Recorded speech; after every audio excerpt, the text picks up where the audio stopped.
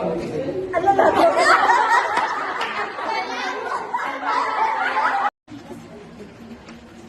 So, ito ang ating mga materials. Kaya yung backpack. Hindi pa naman po. Cotton dogs. Cotton dogs. Ang shampoo, kung hindi ko na-identity, dapat kahit lang siya para maiwasan ng irritation. Kailangan natin ng DDBC. So, para saan DDBC? For soil. Kailangan natin ng tympanic thermometer. So, saan ginagamit ng tympanic thermometer? Sa tema. Kailangan natin ng okay, so isang pa namin isang panit. Yung iba, ginagamit nila isa lang, daling dalawa ha. Bakit dalawa? Yung isa gagamitin nyo kapag nag-proximity, yung isa naman ay para sa face. Let us show na yet po. Then, you're going to prepare yung mga so kailangan natin ng gusto ko tawag, so dalawa. Hindi sa akin, dalawa lang kami natin. Tawag.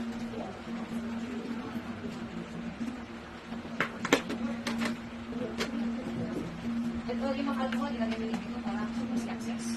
And then, ito yung mga damit ni baby. So, ang preparation yun ng damit ni baby. Kasi ito ang damit. So, ito yung blanket.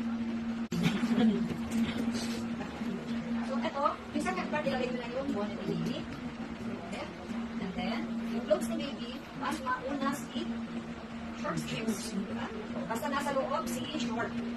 Para, kung halimbawa naingitan si baby, tanggalin lang yung kanyang long sleeves. Hindi yun na unang nasa labas si short, tapos matatanggal kayo ng kanyang sweater.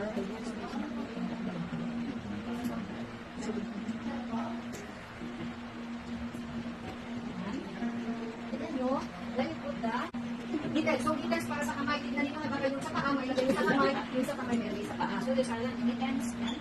And then, yung kanyang cancer protection. Tapos, ito, this is the piece, ha? Parang ano na bota. Yan. Tapos, ipano nyo ito. Paper. Sa akin. Ito, ano nyo lang. Parang swaddle wrapping lang. Set aside. Gamit, you're going to wear your apron. Yung baby, hindi na nilalagyan yung mga pipis na. Siya. And then, ito na matanggal kayo ng mga watches mo.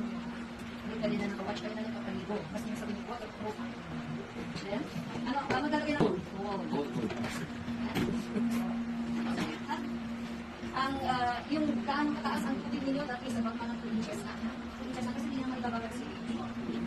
Then, going to check the temperature. In checking the temperature, you use your inner wrist or your elbow. Pero sa akin, hindi naman ako kasi yung ating hindi po. Ito na. So, napakita nito, gagawin ninyo ngayon. Ano yung check na nakataas yung ano? Gagawin ninyo, ha? Check. So, once ready, you sanitize your hands before you get that. Pag sa ACS, kukunin ninyo si baby kay mother. Diba? So, sa mga ACS, ang gagawin ninyo dito po. So, hello, good morning, mama. Ano pong pangalan ni baby? Itatanungin muna, i-identify first the name of, di magpakilala ka na muna kayo. Ma'am, may alam ko tayo. Ako ay magpapaligo kay baby ngayon. Ano pong pangalan ni baby? Baby girl. Hansa.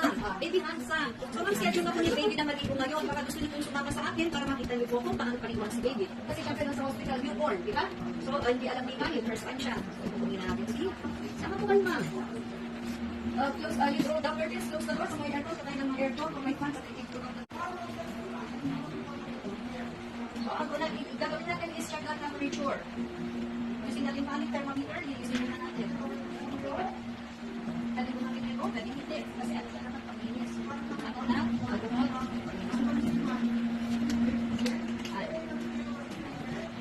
I-using na rin itong kanya.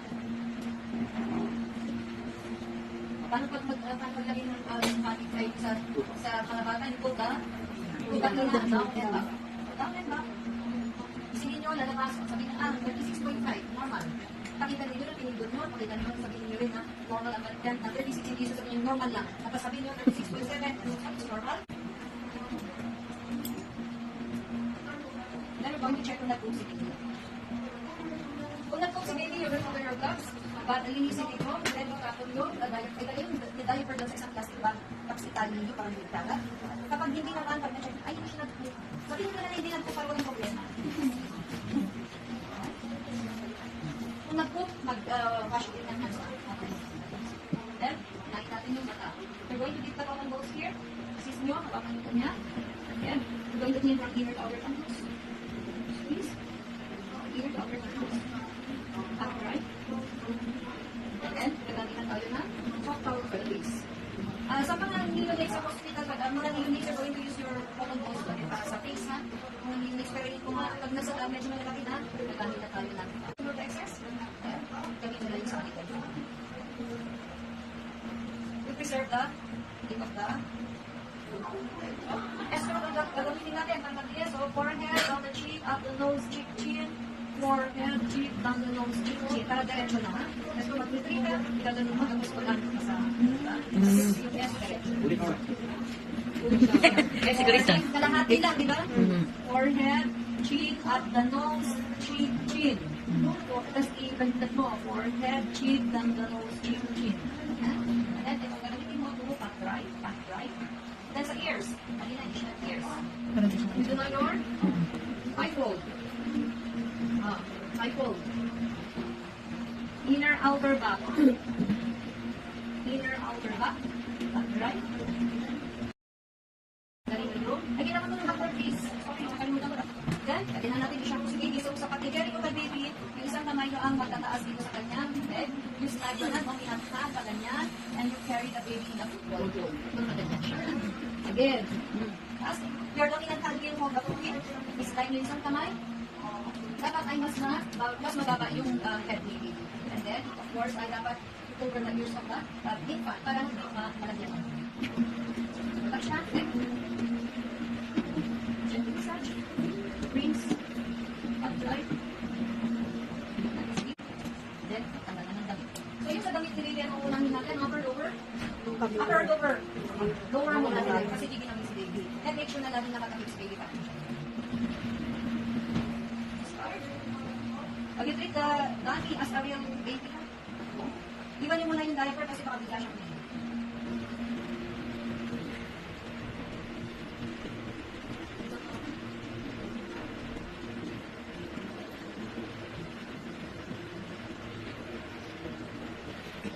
Ipagsabay niyo ng tanggalin.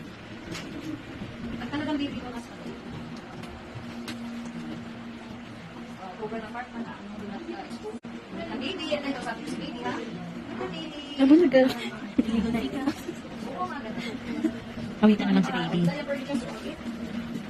Tapos, dapat na kayo. Plastic. Natanggalan na yan. Ang bawal. Then, kunin natin natin si baby. Yan, taas. Slide. Cradle mode naman.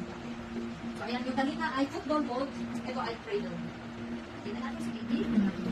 So, yung sa kanila is nang ganyan lang. Sa akin, mas mataas. Mas mataas yung network niya. Okay? Parang yung sa ano din, nakulay yung neck, the arms, the hands, armpit, arms, and yung sa aking kilid, tapos yung kanya, chest, tummy, tapos the legs, kanya, paa, toes. Yung iba, pwede na pag-cranial care dito, pero sa amin, ito lang pag-cranial care. And then, ganun nyo, buttocks, rinse, like that. Yung iba, sinamang, wait lang, baby. Ito lang si baby. Yan, nag-cranial care na kayo. So, kapag sa lalaki siya, paano? Kapag lalaki, urethra, sa mga sa mga babies, kung hindi pa sila tuloy, wala yung gland space, di ba? Pagka you're going to return the foreskin, parang malinis na doon. Pagka natuloy naman, pag bigger babies naman, pag natuloy, it's your gland space siya sa pillar. And then the shaft. Then, scrotal, bigger feet. Then, upper up. Then,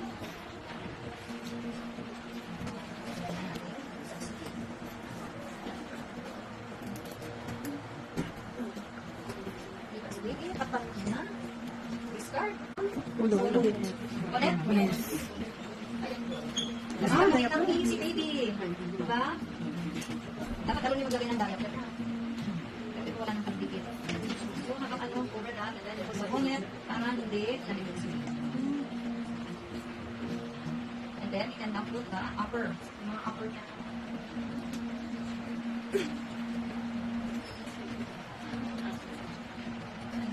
Dapat maayos yung damit ni baby. Nagugulat si baby. With the baby. Nagtataas ng kamay. Uy. Mauna ang bilangin natin. Next is the There's nice handsome. dapat nakatakpin siya ha. Takpin. And then, isoswallow wrap na natin si baby. So ano ang purpose ng swallow wrap? That is to keep the baby warm and para maiwasan yung Sapporo reflex. I start with reflex. Diba pag nagugulat siya nagagano siya. Basta mauna sa head. Your bottom nose. Between the hindi nagpasok na po.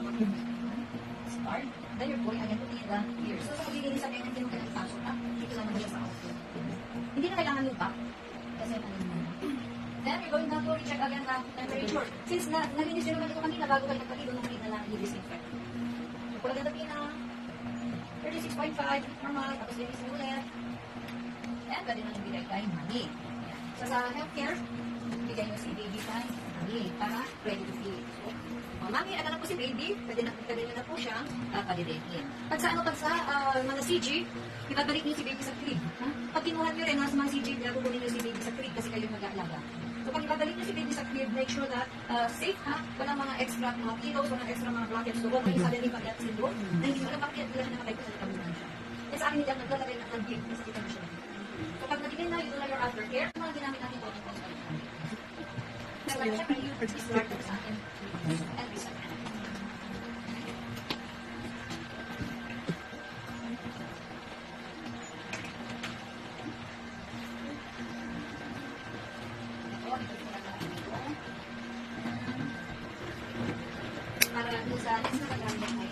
And then this one, you just hold it.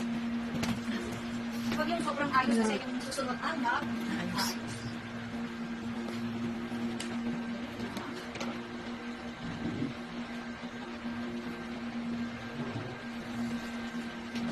Start. And ready now tayo for release. Short hand wash this. Hand wash. So we need our sterilizer. Like I told us. So this is our water. This is our drying rack. Ito drying rack, ito natin ilalagay yung mga nagkasa na natin. Ayan. Ano ba? This is isang basin pa natin. Ayan. We need 2 basins.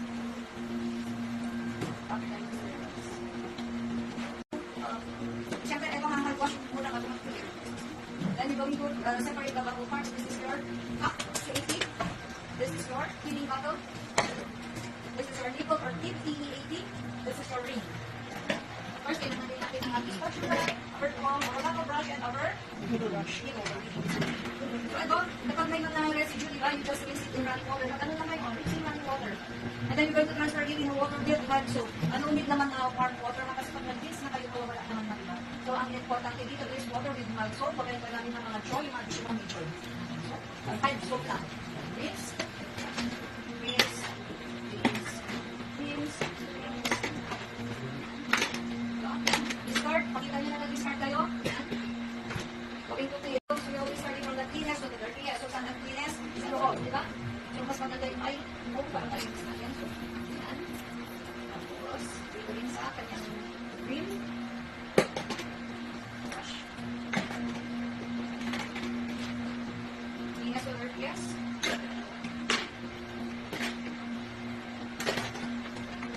Ito. Sa linis sa loob. Ngunit nabalik-balik. Nasisira niya. This is discard. Ito sa natin nilalagay yung mga brush, sinasabit natin, di ba? Dapat sa yung RB at sa IA and K, lagay nila sa ilalim. And we're going to this again in running water.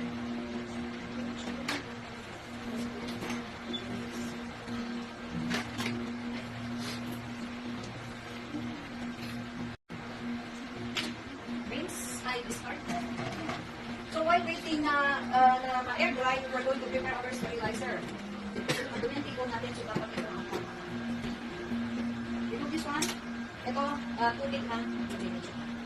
Ang sa akin kasi is 1 liter ang ginagamit namin. Pero may iba kasi sa nila is hanggang dito lang daw sa rim ng sterilizer. Hanggang dito lang daw yung sa hanggang dito lang yung pero dito lang kung paano siya nag-steam. So, maglalagay ng water.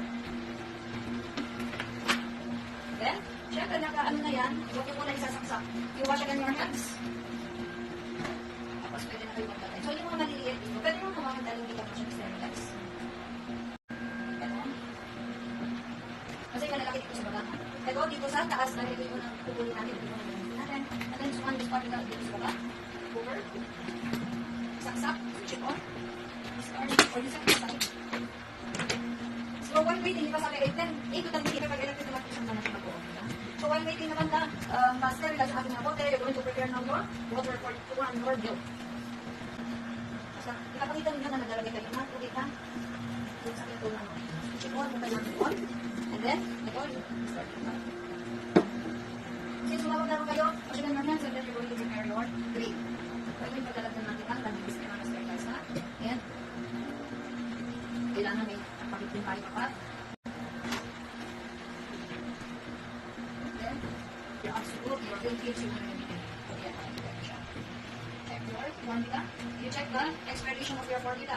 Mine, September 2026, and of course, the ratio. Yung sa ratio, ito makikita natin dito is 2 1 to 1 mga ganon. Kung halimbawa kailangan ni baby na mas maraming nutrients, so equivalent to 60 ml. 60 ml. Ito po, maglalagay na tayo ng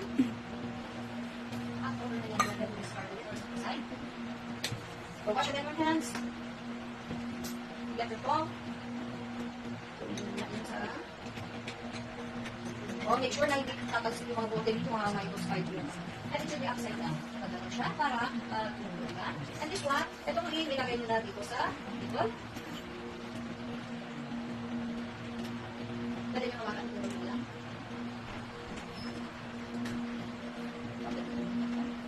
This one.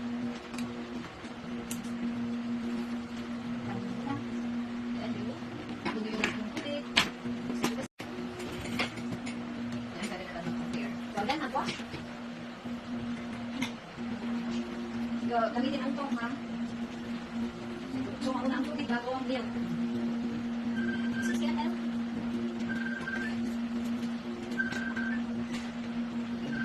Huwag mo itatakpak naman ito, ha? So, kulit-kulit. Bawa. So, gagamitin yung scotch agad. Para mag-slice kayo. Hindi pwedeng yung iba kasi itinatakpak, di ba yung ginaganyan? Okay, alin na dito. Shake, right back. Basta na po natin dito. Ang volume ito, ayan. Hindi, pwede. Napag napuno na, lagay na siya dito. So, water, and then ito, extra fire. Dapat maayos na, wala na tayo. And then, kung wala na kayo paper, pagpupunin ko siya. Sanitize your hands and then you're going to get the baby. Pagka CG, of course, make sure na tummy to tummy tayo. So, how many baby against our tummy? Baby, prepare na yung birthing block. So, dalawa yan. So, ito, yung sa birthing block natin, just yung healthcare workers, mababang sila, di ba? And may cause irritation kay baby kasi syempre sensitive naman si baby. Yung isa naman ay, nalagay natin dito, kung cleanliness coming from the baby, kung halimbawa nag-burp siya, mas lumabas na excess, i-absorb niya. Yan, nasa yung bib. Yan. So, ilagay niyo yung bib ni baby, ha? Dapat itali niyo. So, ganyan. Get this one. You're going to test the temperature. So, pag test ng temperature, you just mag-click lang. So, aside from checking the temperature, sinecheck nyo rin yung potency ng nipple. Kasi baka malaki yung butas, ma-aspirate yung temperature. Diba, madaming dala yun. So, check yung temperature as well as the potency. So, okay naman. Ito na your routine reflex. So, kung saan, you gently touch yung kagalaman. Para mag-turn siya, yung kanya mag-turn sa inyo. And then, dapat ay 45 degrees, so mas mataas. Ganun. And then, yung bagong mo ay should be 45. So, pag dito, ipapatouch nyo lang dito sa lip ni baby, after lip, para mag-open. Ready to suck. And nag-open na, mapansin niyo, nakalamati na niya, papa-birthday na si baby. So, ang pag-birthday mo ay ganito. So yung chin ni baby ay nandito sa inyong shoulders, ha? I-check nyo ba kayo sa chin to shoulder hold, yan. And then you gently rock. Gently lang. Pag nag-burp, balik ulit sa dating position, ipaubos na natin yung dalang natin. Ubus na niya, burp again. Ubus na baby. Yan. Yan. Then you're going to check kung nag-hook si baby. Kung nag-hook, pakita kung hindi nag-hook, pwede na siya ipalit sa kanya. So, gawin natin si clean. So, yan, issure na safe na niya. And then, do your after that. Okay na talaga? Then, you sanitize your hands. And then, you document. O, sa documentation natin, naman, i-document niya kung magagawa yung sakin niya, kung pinakabag sa baby, o kung sakin ka si baby. Yan ang mga very important. Okay? Make sure na yung kanyang head is at least a little bit lower dito sa kanyang buttocks. Okay? And then you're now going to perform 5 sharp back blows using the heel of your hands. So, 1, 2, 3, 4, 5. Ganyan. And then, while doing this procedure, this back blow, you have to make sure you have to observe na may lalabas na foreign object dyan.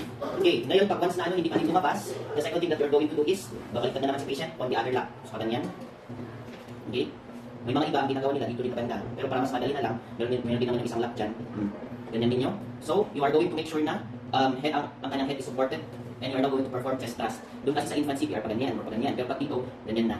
Para makikita mo kung talagang lalabas na yung sa airway. Pero still, the head is lower para, kasi pag ganyan, baka mas lalong punta doon yung foreign object. And then, perform 5 thrusts. 1, 2, 3, 4, 5. Okay? So yan. Pag hindi na naman yan nagiging successful, ano ang gagawin dyan? Ulitin mo lang. Yung from back tapping. Okay, ganyan. Tapos, okay, and then, uulitin mo na naman. Pero, kailan ka tatawag ng 911? Ano yung answer natin? Okay, if back blows and chest thrust doesn't work, doon lang kayo tatawag ng 911. So, ito na yung exception when it comes to sa CPR kasi para mas mauna yung 911. Pero pag dito, since foreign object lang naman, there is a tendency na ma-remove yun and back to normal na. So, pag hindi nag-work ang chest thrust and then ang back blow, you're not going to call 911. Tapos, ulitin na naman ninyo yung sa back blow and then sa chest thrust. When are you going to perform CPR sa infant? Pag unconscious na. So, you always have to make sure din na paano nyo malalaman na parang magiging unconscious na si patient yan? Pag sayang kami. Yes. Yun, oh. And di ba, pag nagtutsuk kasi ang bata, mayroon pa rin makikita na facial reaction niya. Pero pag once na parang wala na, parang naging poker face na ganyan, ibig sabihin, baka naging unconscious na yan. And then, i-observe na naman ninyo kung meron pang cyanosis or bluish discoloration. So, yan na mag-perform ng CPR. Okay? Yan. So that is how you are going to do it. Madali lang siya. Basta ang importante lang dito, again, the principle in here is pag once na perform ng back blow, yung head niya is supported, and at the same time also is mas mababa kaysa dito sa kanyang buttocks. And then perform 5. Sharp. Again, sharp dapat yan. Okay? Parang i-slide lang din yung pagganyan. Hindi yung pagganyan mo. Okay? And then you also have to observe it. Tapos pagganyan. Okay, how about for the adults? Observing. Isa lang gamitin nyo kasi nakaganyan ang support sa ulo. Ha? So there, okay? Now, kasi give me the blow, yung two full blows, you have to seal with your mouth, both the nose and the mouth of the infant. Ano? Buwan kayo yan. Hindi kayo magpipinch. Do not pinch sa infant. Now, during your RD, at nakita ko kayo nag-pinch, get out. Hindi kayo nakikinig. And then, pag nakilala kayo, 1, stop, get out. Lumabas ka na, parang awa mo na. Ako lang makakaawa sa'yo. Lumabas ka. Okay? You're not listening. Hindi kayo nakikinig. Okay? So, ang pagpan ng LLM is what here, sa brachial pulse. There. 1, 2, 3, 4, 5, 6, 7, 8, 9, 10. Negative, negative. That is the CPR. And then, okay, let's do it. So, 1, 2, 3, 4. 15, 16, 17. 20, 25, 26, 27, 28, 29, 31. Slide it out. Okay, slide it out. Then, give your two blows. Okay? Then. 1, 2, 3, 4.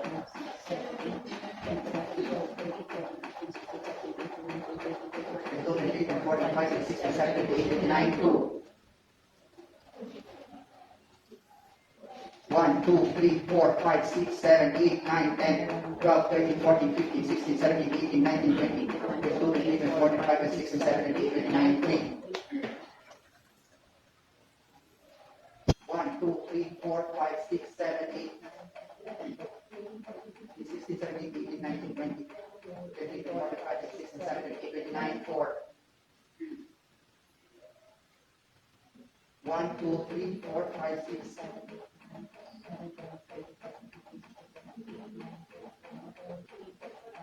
7, 8, 9, 5. 1, 2, 3, 4, 5, 6, 7, 8, 9, 10. Okay, the first cycle? Yes? Yes, That's sir. it po, yes? Yes, sir. Okay. So then, pag positive sabi ko, positive, then you call the EMS. Follow up EMS, sabi nila. Follow up EMS, and then return to the infant. Okay? Then, pag negative pa rin, so again, CPR, 5 cycles yan. But of course, pag positive, negative. So you have to do your rescue breath. So as you can see there, 40 rescue breaths. 3 seconds. Okay? Now, ang rescue breath sa infant is 1 rescue breath every 3 seconds. Kung sa adult is 1 rescue breath every 5 seconds, sa infant is 1 rescue breath every 3 seconds. Okay? So that's kailangan gawin nyo in 2 minutes yung 40 na yan. So paano natin ang mas 40 there? 2 minutes is equivalent to 120. 120 divided by 3 seconds, that's 40 rescue breaths. Alam nyo kung saan yung kinuha. Si 40 rescue breaths. Yes? Yes, sir. Okay, pagkatanong niya kung ano nga po si 40. Kasi sa infant, mom is what? Every 3 seconds ang rescue breaths in infant. Then sa adult, ay ma'am, you know what you're answering. Alam yung sinasagot ninyo. Okay, how are we going to do the rescue breaths for infant? Again, we have to start the blow and end with the blow. Again, okay, same. Pero kami natin 73 seconds nga lang. So, 1, 2, 3. So, blow, 1, 2, 1. Blow, 1, 2. Blow, 1, 3. Hanggang blow, 4. Okay? So, okay. So, gagawin hanggang 5. Pupunta ko sa 30, then hanggang 40. Okay? So, after the 5 cycles of CPR, so we go now to the LLM. Yes? LLM. Okay, LLM na tayo. 1, 2, 3, 4, 5, 6, 7, 8, 9, 10. Okay, pass it 10. Follow up EMS. Okay, follow up EMS. Pass it 10. Let's go. Let's do the rest of it. Okay? Let's start it off. 10. 1, 1, 1, 3, 1, 1, 1, 1, 6, 1, 7, 1, 8, 1, 9, 1, 10, 1, 30, 1, 31, 1, 32, 1, 33, 1, 34, 1, 35, 1, 36, 1, 37, 138, 139, 140, 1, 2, 3, 4, 5, 6, 7, 8, 9, 10. Okay, no? Okay, very good. So, kasi you do yung rest, so kasi pagkita ka sukulin nyo, check so. Yan yun. 1, 1, 1, 2. Para nag-alala kayo, listening and check yung chest patient. Okay? Yes, sir. So, yun. 1, 1. Hindi ka naman yun. Tinuro ko, Sarah? Hindi. Ang turo ko is ganito. Let's go rest. 1, 1. 1. Pero pagkakaiba rin, di ba? Yes, 1, 1. Lumas ka na lang. Lumas ka na lang. Nakakawag ko na lumas ka na lang. Parang sa nakakaintindihan na tayo. Dahil hindi mo alam ginagawa mo. You just habitual sa hindi mo alam ginagawa mo. Go out. Lumas ka na lang. Kasi hindi ako makita. Okay? Nandiyan nyo? Okay, very good. So then, as you can see, low 140 then, nagkailan ako kagad. Low then, yes? Yes, For 10 sir. seconds? Ginawa ko hindi. Ginawa, sir. Okay, then there. Positive, positive. Okay, what you going to do now? Pag sinabi ng positive, positive, what you going to do is carry the infant. Recovery position. So this is the recovery position ng infant. Okay? Hindi vertical position. That's the reverse position. Okay? Yan ang recovery position ng infant. Then do your dots. Sa kasadahan na lang yan. Walang anterior, walang posterior sa infant. So negative dots, negative dots, negative dots, negative dots, negative dots. Sa kasadahan na. Okay? Walang posterior, negative dots. Wala nga eh. Stop. Ulitin mo ulit. Stop. Do it again. Negative dots, posterior, negative dots. Stop. Do it again. Negative dots, anterior, negative dots. Labas ka na. Hindi mo talaga negative sa akin. Okay? So, carry the infant, recovery position, negative dots, negative dots, negative dots, negative dots, negative dots. Then, follow up EMS ka agad. Walang sample sa infant. Hindi nyo pwede tanongin, ano bang problema natin? Ano sa yung symptoms mo? Ano nararamdaman mo? So, sa tingin mo, sasagot kayo, lady? No, sir. Do you have other medication? Gracious God. Diba? Nasagot na kayo patient ni infant? No, sir. Hindi. Ano problema? Nag-test din ako sa iba niya? May allergy ka ba sa gamot? Nasasagot ka ba niya? Hindi. So, walang sample sa infant. Kaya huwag niyo sasabihin sa akin, I will do my sample. Get out! hindi na naman kayo nakikinig. Okay? Again, here the infant, recovery position, negative touch, negative touch, negative touch, negative touch. I will follow up EMS, I will monitor the infant, and I will never give back the infant to the mother until the EMS arrives and takes over. Okay? Huwag nang ibibigay kay mother yung infant. Because this is the sacrifice, this will be critical thinking nyo to eh. Kasama sa critical thinking nyo during your, pag hindi sinabi to class, pag hindi sinabi to accessory class, kami mo bibigay sa inyo. Kay mother. Tapos na. Do you know what's the rationale there? So, yung nakuha nyo, monitoring the infant. Kasi gusto ko kasi sinari ako sana. Di ba lalabas na siya? Yes? Yes, sir. Lalabas na siya ng mga namin, ng mga sister niya, cry, holding her baby. Sabi niya, sarap siya ng mga baby, pwede huminga. O, ano sabi ni infant? Okay, kanya gawin peace. O, isipin niyo na, ano ba nangyari sa loob? Hindi natin alam. Yes? Hindi natin alam. Kung ano nangyari sa loob before the mother came out of the baby, nag-baby. Akala ko lang, nawala ng hininga si baby. So, there's something wrong. Meron, something. Okay? Kung nag-choke man niya, madali naman namin si mother yan eh. Oh, pero hindi lang, hindi bigla siya hindi huminga. Until unless kung may part from this infant, pwede yung kaso balo. Pero alam niyo na wala, tapos biglang lumabas, ay, may sana sa pinagin sa pinagin. Bakit? Ano nangyari? Yes?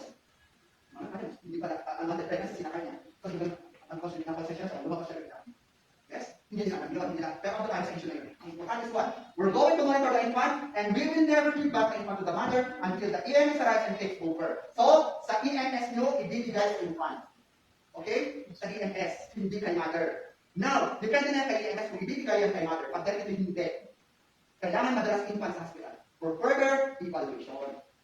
So, dahil titignan na nila, lumalaman nila, yung parang sinakalatan, nakipagkita yun.